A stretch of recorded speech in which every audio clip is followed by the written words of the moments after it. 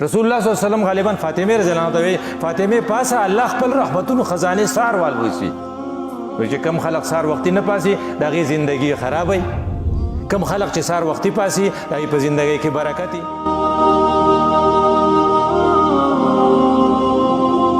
وي چې اشکال یو واقع وشي کنه نو چې خيار خلقین ویل کوي خلټوا پوخا زمون په علاقه کې یو وړو کې تختول او چا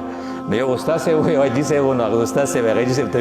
یره د پلاني وړو کې چا تختاو نه غیجی سه وته پلاني استاد سه وی خلټوا هغه مو سره جنگ کړو وی بس چې د مور په بازار کې دی نو بیا پکې څه نشته نو چې کله خيار خلق یې ویخ لټي عمر فاروق رضی الله عنه ته اطلاع رااله کمانډر سے بوته خط ولېګو چې جی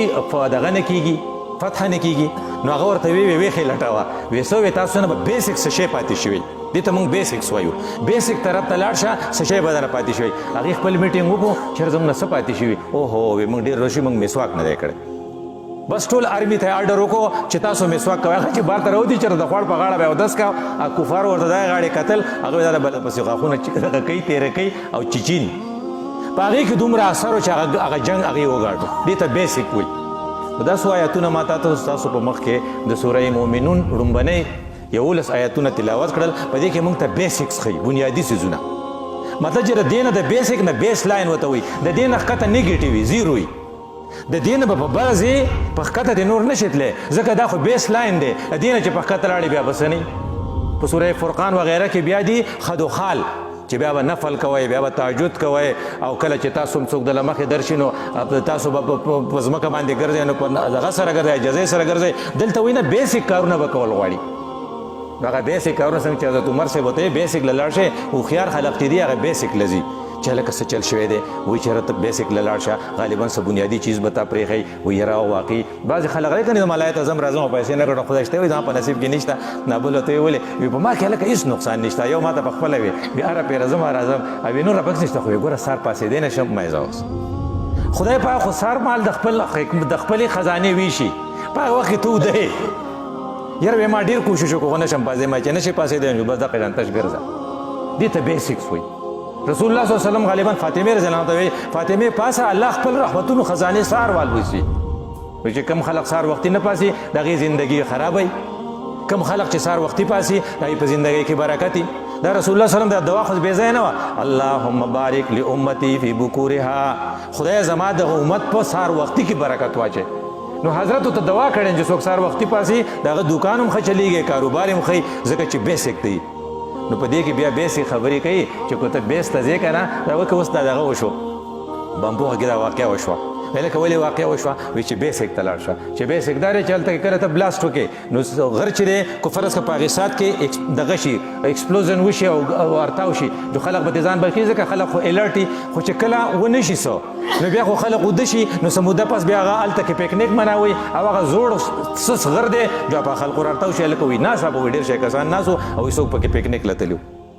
نو مطلب چې ته بیسیک ریزن به معلومې چې کله بیسیک ریزن تا ته معلوم شي نو دې ته تا ته وایي چې هره که ته ګټه کول غواړې که نه لاول خو ګټه وپېژنې فلاح څه ته وایي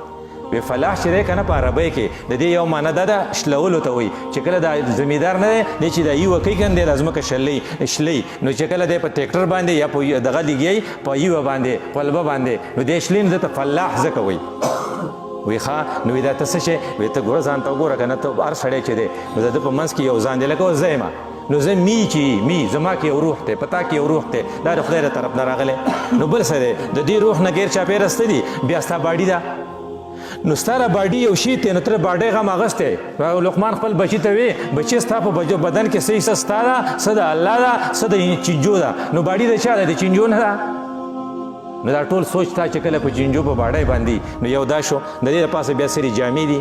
د جامو شي ته لکه وسکټ ته کمزه جوړ کړی زه خو په پېښور کې جوړم مړه دا ټیلر خو ښه نه دی نو بیا نو دا دویم شیت دی ستا چې ته ټول په جامو پسې نښتې استري کړي دی که نه بعضې خلک هره ورځ جوړه بدلوي بعضې خلک د پاسې نه استري کوي د لاندې هم استري کوي او هغه زنانه ته ټولې تنګې یار وایي دی خو مونږ بقله راوستو مونږ خو ډېر ستړي کړو ځکه دی دا دویم شیت پسې داسې لګېدلی چې روزانه درځي بدلوي دریم بیا پسې باندې یو بل دی چې هغه د نسب دی وایي ته څه وایي زه خو لالي خیل یم ما بل وایي زه خو ملک کور یم ما بل وایي زه خو ماره خیل یم نو په دې نشه کوي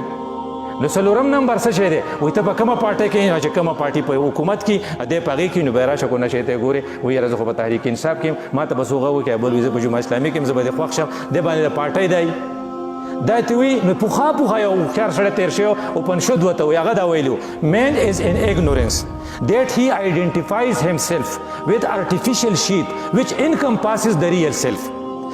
سړی په دې کې غرق شو چې د ریل سیلف چې دی دننه انسانیت چې دی دننه هیر دی دی یا په دغه پسې په غوښو په هډوکو پسې لګېدلی چې دا به څنګه مضبوط ټول آیین ته ولاړي یاره وایي زه خو جو ټپ شو او یا دی په جامو پسې لګېدلی وایي دا واسکټ و یاره خو ډېر ښکلی واسکټ ترې راښکړی نه بل یاره تا له آرډر ورکړم د واسکټونو مقابله man is in ignorance that he identifies himself with artificial sheath کته دې ډایګرام جوړ کې کنه لکه داسې دایرې ته جوړې کې لکه دا دایرې دي په دې منځ کې زایما چاپیره مې د وجود غم دی بیا مې د لباس غم دی بیا مې د نسب غم دی نو چې کله دا ارسه ته وشلې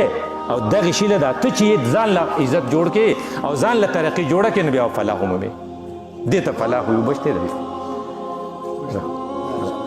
جزاک الله کنه نو مطلب دا شو چې فلاح باغ څوک مومي چې دا ټول شیت وشلی